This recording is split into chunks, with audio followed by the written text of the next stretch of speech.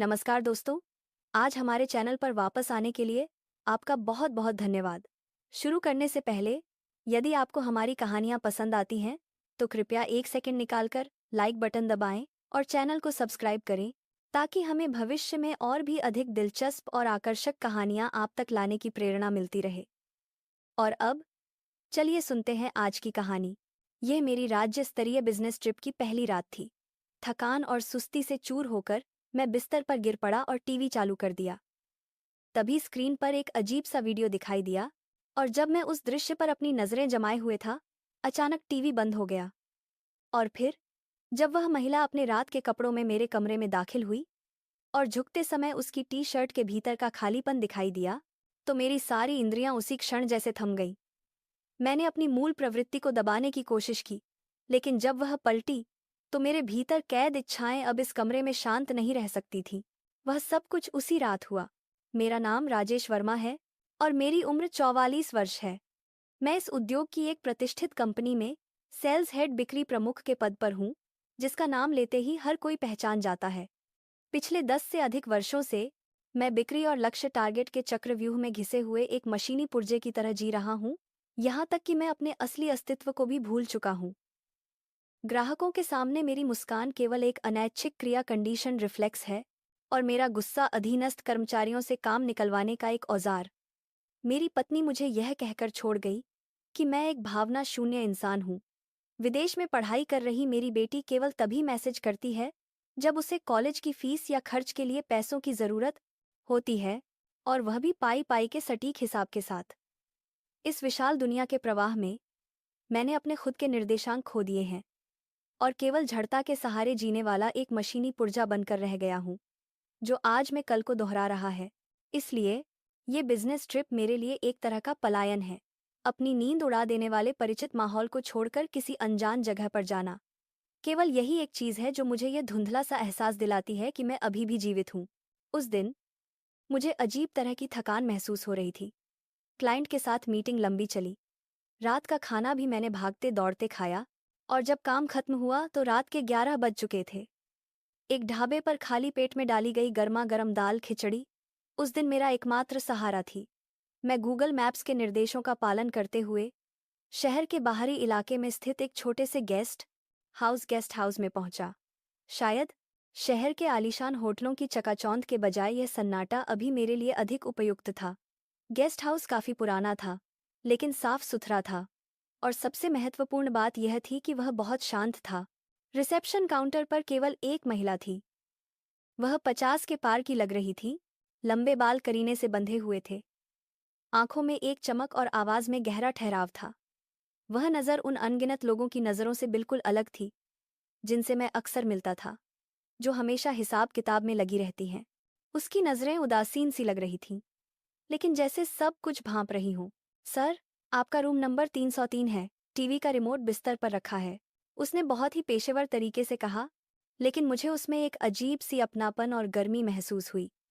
एक ऐसी स्थिरता और शांति जैसे कोई पुराना बरगद का पेड़ वहां सदियों से खड़ा हो। कमरे की ओर जाते समय उसकी छवि मेरे दिमाग में घूमती रही। सामान रखने और बिस्तर पर लेटने के बाद अकेलेपन का एहसास अचानक और भी गहरा हो गया। उस निशब्द कमरे में ऐसा लग रहा था जैसे मेरा खाली जीवन स्पष्ट रूप से प्रतिबिंबित हो रहा हो। मैं इस सन्नाटे को तोड़ना चाहता था, किसी भी चीज से। मैंने रिमोट उठाया और टीवी चालू कर दिया। चैनल बदलते समय स्क्रीन पर अचानक एक थोड़ा वयस्क एडल्ट वीडियो क्लिप आ गया। मुझे भी समझ नहीं आया कि क्यों। शायद अत्यधिक थकान के कारण मैं उस वीडियो में खो गया। वह पूरी तरह से कामवासना नहीं थी, बल्कि इस चरम शून्यता को भुलाने के लिए, भले ही कुछ पलों के लिए, एक मशीनी क्रिया द्वारा किया गया हताश प्रयास था। मैंने अनजाने में चादर ऊपर खींची और जैसे ही मैं खुद को सांत्वना देने वाला था, पट, टीवी पूरी तरह बंद हो गया। काली स्क्रीन पर मेरा धुंधला चेहरा दिखाई दे रहा था। शर्मिंदगी से ज्यादा मुझे उलझन महसूस हुई। आखिर इसी वक्त क्यों? एक झुंझलाहट सी उठी। मैंने बार बार रिमोट दबाया, प्लग निकालकर फिर से लगाया, लेकिन टीवी चलने का कोई नाम नहीं ले रहा था। इस समय सो जाना एक बहुत ही दयनीय क्षण होता। अंत में मैंने इंटरकॉम लैंडलाइन उठाया। माफ कीजिएगा मैडम, मेरे कमरे का टीवी बंद हो गया है और चालू नहीं हो रहा है। जी, मैं अभी आकर देखती हूँ। उनकी आवाज में थोड़ी नींद थी। शायद वह सो चुकी थी। मुझे थोड़ा अपराधबोध हुआ, लेकिन उस वक्त मुझे बिल्कुल अंदाजा नहीं था कि यह छोटी सी झुंझलाहट और शर्मिंदगी ही उस रात की शुरुआत थी। दरवाजे पर दस्तक हुई। मैंने दरवाजा खोला। वह वहां खड़ी थी। जैसे ही दरवाजा खुला, चंदन के साबुन की एक भीनी भीनी खुशबू मेरी नाक से टकराई। एक ढीली सफेद टी शर्ट, छोटे कॉटन शॉर्ट्स और नंगे पैर। रिसेप्शन पर उनकी जो गंभीरता थी, उससे बिल्कुल अलग रूप, एक घरेलू, निजी और बिना किसी बनावट का रूप। उनकी त्वचा का रंग गेहुआ था और टी शर्ट के नीचे उनकी हर हरकत के साथ उनका वक्षस्थल हल्का सा कंपित हो रहा था। एक पल के लिए मुझे समझ नहीं आया कि मैं कहाँ देखूं। वह कमरे में ऐसे दाखिल हुई जैसे कोई बात ही न हो। टीवी के सामने उकड़ूं बैठ गईं और रिमोट व तारों की जांच करने लगीं। मैंने दरवाज़ा बंद किया और उनके पीछे खड़ा हो गया। अभी अभी सोकर उठी हुई देह की विशेष गंध ने कमरे की हवा को भारी और सघन बना दिया था।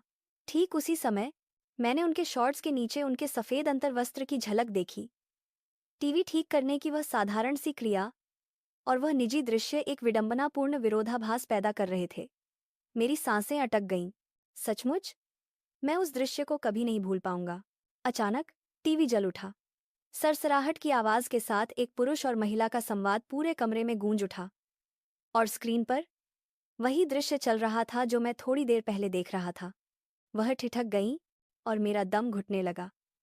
वह दुनिया का सबसे लंबा और सबसे शर्मनाक सन्नाटा था। अरे, अरे, माफ कीजिएगा। ये पता नहीं क्यों वह घबराकर पीछे मुड़ी और ठीक उसी समय उन्होंने मेरे दिल की जोरदार धड़कन को महसूस कर लिया। हमने एक दूसरे को देखा। वे कुछ सेकंड जैसे वहीं जम गए। उनकी आंखें चौड़ी हो गईं, जिनमें आश्चर्य, उलझन और इन सबके पीछे छिपी एक बहुत ही सूक्ष्म भावना थी। उन्होंने सिर झुकाया, चुपचाप रिमोट से टीवी बंद किया और दरवाजे की ओर बढ़ने लगी। अगर मैं उन्हें ऐसे ही जाने देता तो यह रात मेरे जीवन की सबसे बुरी रात बन जाती। उसी क्षण सारे तर्क को दरकिनार करते हुए मैंने कहा, आप, क्या आप अकेली रहती हैं? वह दरवाजे पर रुकी, अभी भी मेरी तरफ पीठ किए हुए, और जवाब दिया। उनकी पीठ से एक गहरा अकेलापन झलक रहा था। काफी समय हो गया। उस वाक्य ने मेरे दिल में एक कसक पैदा कर दी। क्या यह सहानुभूति थी? मुझे अचानक लगा कि शायद इस महिला ने भी मेरे जैसे ही दिन गुजारे हैं और मैं ईमानदार होना चाहता था। कम से कम आज रात इस जगह पर मैं अपने सारे खोल और झूठी शान को उतार फेंकना चाहता था। मैं भी मैं भी बहुत लंबे समय से अकेला ही रह रहा हूं। जो अभी हुआ, हालांकि वह शर्मनाक है, लेकिन सच तो यह है कि आपको देखकर ही मैं। वह पलटी। उनकी नज़रों में हलचल थी, एक जटिल नज़रिया जिसमें सतर्कता और जिज्ञासा, शर्म और इच्छा का मिश्रण था। मैं खड़ा हुआ और बिस्तर से एक कदम उनकी ओर बढ़ा। मैंने फिर से कहा। मेरी आवाज में एक धीमी सी विनती थी, जिसमें उन्हें न जाने देने की सारी इच्छा समाहित थी। क्या आप थोड़ी देर यहाँ रुक सकती हैं? उन्होंने कुछ नहीं कहा, बस धीरे धीरे मेरी ओर बढ़ीं और चुपचाप मुझे देखने लगीं। फिर उन्होंने खुद पहल करके मेरे हाथ के ऊपरी हिस्से को थाम लिया। वह हाथ मेरे हाथ जैसा नहीं था, जो दशकों के औपचारिक हैंडशेक से सख्त हो चुका था, बल्कि उसमें जीवन की एक गर्माहट थी। उस गर्माहट ने मेरे दिल को जोर से धड़का दिया। मैंने धीरे से अपने होंठ उनके गाल पर रख दिए। जब मेरे होंठ ने उन्हें स्पर्श किया तो उन्होंने अपनी आंखें मूंद लीं। मैं और आगे बढ़ा, उनके होंठों को तलाशते हुए। वह एक सतर्क खोज थी, जैसे हम एक दूसरे के अकेलेपन की पुष्टि कर रहे हों और उसे सांत्वना दे रहे हों। हम काफी देर तक एक दूसरे में उलझे रहे, एक ही लय में सांस लेते हुए। मैंने अपना हाथ उनकी पीठ के पीछे डाला, उनकी पीठ को सहलाया और फिर टी शर्ट के नीचे से उनकी कमर को अपनी बाहों में भर लिया। उनका शरीर मेरी कल्पना से कहीं अधिक गर्म और कोमल था। उनकी छाती की गर्माहट कपड़ों के पार से मेरी छाती को छू रही थी, जिससे हम दोनों की सांसें और भी मिल गईं। उनके होंठ एक संकोच के साथ गीले थे, जैसे उन्होंने बहुत लंबे समय से कुछ दबा रखा हो और अब वह धीरे धीरे खुल रहा हो। उनकी सांसें मेरी थोड़ी पर पड़ रही थीं और उनके सीने की तपिश बढ़ती जा रही थी। शायद उस पल हम दोनों ने ही खुद को शरीर की ईमानदारी के हवाले कर दिया था, एक ऐसी हरकत जिसमें कोई गणित नहीं था। मैं उन्हें सहारा देकर बिस्तर की ओर ले गया। वह बिना किसी हिचकिचाहट के चुपचाप बैठ गईं। मैं घुटनों के बल उनके दोनों पैरों के बीच बैठ गया। मैंने अपनी उंगलियों से धीरे धीरे उनके शॉर्ट्स पर सरकाया, उनकी जांघों को सहलाया। उन्होंने एक हल्की सी सांस खींची। मैंने बहुत एहतियात से उनकी त्वचा को छुआ, जैसे मैं किसी गर्म चाय के प्याले को महसूस कर रहा हूं। वह त्वचा रेशम की तरह कोमल और समय के साथ परिपक्व हुई गर्माहट से भरी थी। जब मेरी उंगलियां उनके कपड़ों के भीतर सरकीं, तो उन्होंने चादर को कसकर पकड़ लिया। उस जमे हुए सन्नाटे के बीच मैं केवल उनकी हल्की सिहरन महसूस कर सकता था। वह सिहरन इस बात का सबूत थी कि वह भी इस पल को उतनी ही शिद्दत से चाहती थीं जितना कि मैं। कोई दिक्कत तो नहीं है ना? मैंने पूछा। उन्होंने सिर हिलाया और फिर मेरे कान के पास आकर एक ऐसी आवाज में फुसफुसाईं जिसमें उनके जीवन की पूरी कहानी थी। बहुत अरसे बाद मुझे फिर से यह महसूस हो रहा है। वह वाक्य एक मंत्र की तरह था, जिसने मेरे भीतर की बची खुची बाधाओं को भी हटा दिया। एक ऐसा मंत्र जिसने आज रात के हर कृत्य को जायज, यहां तक कि पवित्र बना दिया।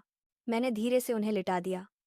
उनकी ढीली टी शर्ट ऊपर खिसक गई और कमरे की मध्यम रोशनी में उनका शरीर दिखाई दिया, जो किसी तराशी हुई मूर्ति जैसा सुंदर था। वह कोई कृत्रिम रूप से बनाई गई जवानी नहीं थी, बल्कि एक ऐसा शरीर था जिसने समय के प्रवाह को स्वाभाविक रूप से स्वीकार किया था। उनका वक्षस्थल स्वाभाविक रूप से भरा हुआ था और उसकी हर हरकत मेरी नज़रों को पूरी तरह से बांध रही थी। मैंने उनकी गर्दन के मोड़ पर अपने होंठ रखे और फिर धीरे धीरे उनके कान, कंधे और नीचे तक अपने चुंबन के निशान छोड़ता गया। मैं उनके शरीर को ऐसे खोज रहा था जैसे मैं उस समय को श्रद्धांजलि दे रहा हूं जो उन्होंने जिया है। उनकी सांसें तेज होती जा रही थीं। उनकी उंगलियां मेरी पीठ में धंस गई थीं, जो एक मौन संकेत भेज रही थीं। मैंने धीरे धीरे उनके शॉर्ट्स उतार दिए। उनके पैर धूप में सोई हुई सफ़ेद रेत की तरह थे, गर्म और हल्का कंपन लिए हुए। जब मैंने उनकी नम त्वचा पर हल्की सी फूंक मारी, तो उन्होंने अपनी पीठ को एक धनुष की तरह मोड़ लिया। मैंने उस पर अपना हाथ रखा और फिर अपने होठों से नीचे की ओर बढ़ता गया। एक अनजानी लेकिन मोहक खुशबू, मेरी सारी इंद्रियां उनकी खुशबू, आवाज, स्पर्श और मिठास से घिर गई थीं। वह कुछ नहीं बोलीं, बस मेरे सिर को अपनी बाहों में भर लिया। वहां मैंने अपनी जीभ की नोक से उनके अकेलेपन को चखा और धीरे धीरे उस खालीपन को मिटाता गया जो बहुत लंबे समय से वहां मौजूद था।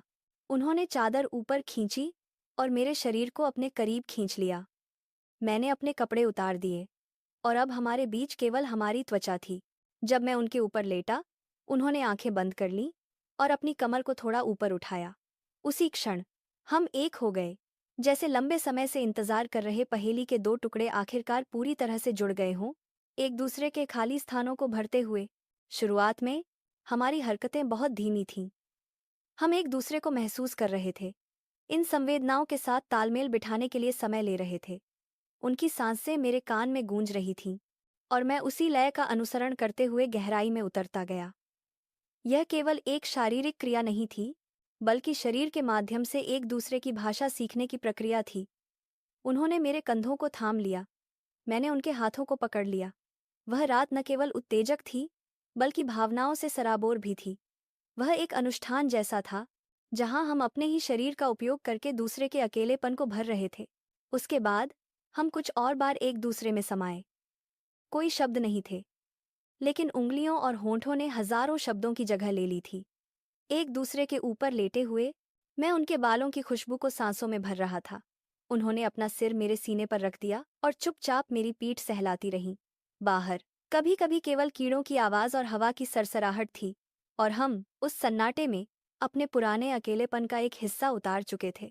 अगली सुबह जब मेरी आंख खुली, तो वह बिस्तर के बगल में बैठी चाय पी रही थीं। वह वापस उसी सलीकेदार रूप में आ चुकी थीं, जैसे कुछ हुआ ही न हो, लेकिन उनकी आंखों में अभी भी बीती रात की गर्माहट बची थी। मैंने चादर खींची और मुस्कुराया।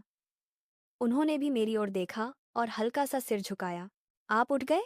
जवाब देने के बजाय मैंने उनका हाथ थाम लिया। उन्होंने धीरे से मेरे हाथ के ऊपरी हिस्से को सहलाया और कहा, आज आपको बहुत काम होगा ना? उस सवाल ने मुझे याद दिलाया कि हमारी रात खत्म हो चुकी है। लेकिन अजीब बात थी, मुझे कोई खालीपन महसूस नहीं हुआ। यह हमारे रिश्ते को परिभाषित करने वाली एक कोमल सीमा रेखा की तरह था। मैंने सिर हिलाया, लेकिन उस दिन उनका हाथ मेरे लिए उस बिजनेस ट्रिप से कहीं ज्यादा महत्वपूर्ण लग रहा था।